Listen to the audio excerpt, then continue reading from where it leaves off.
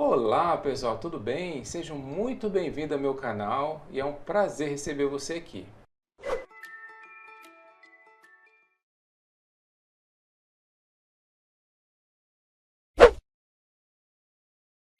Para o vídeo de hoje, pessoal, nós vamos falar sobre o código de erro E2 e E3, que diz, sensor de temperatura da sala aberto e sensor de temperatura da sala em curto. Vamos falar sobre esse erro aqui.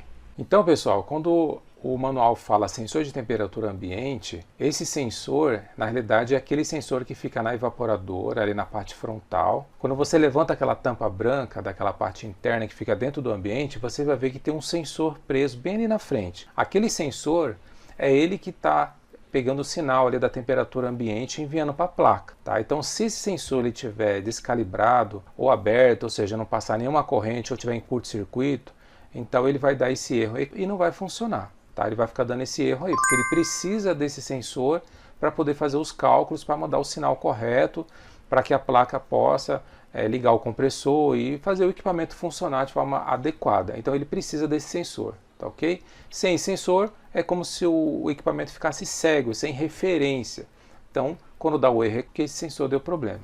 Então o que você precisa fazer? Você tem que chegar, tirar esse sensor da placa e fazer as medições. Geralmente no manual da placa tem a medida desse sensor. Alguns são de 15 kΩ, outros são de 10, outros são de 5, então você vai ter que ver qual que é aí no manual elétrico dessa placa para ver qual que é o que vem de fábrica, que está recomendando para esse sensor que é o recomendado pelo fabricante. Vamos imaginar que ele seja de 10 kΩ, tá? Então é só você fazer a medição e você vai ter que encontrar esse valor. Lembrando que os 10 kΩ, geralmente ele é calibrado para dar esse valor a temperatura de 25 graus Celsius aproximadamente. Então, esses sensores eles têm uma tabela, tá? À medida que a temperatura ambiente aumenta, os valores tendem a diminuir de resistividade, tá? E se a temperatura diminuir, esses valores de resistividade tendem a aumentar. Então isso vai depender muito do sensor que você está trabalhando aí. Tá? Mas tem uma tabela que dá para você ter uma referência, tá ok? Então, pessoal, tem que dar próximo do valor conforme a tabela.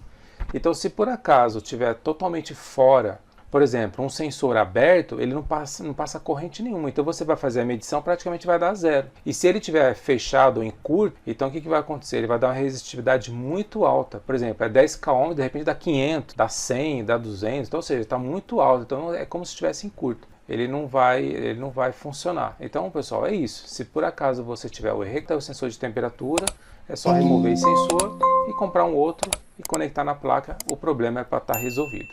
Eu espero que tenha te ajudado. Se você gostou, deixa seu like, se inscreva no canal e eu aguardo você para o próximo vídeo. Até mais!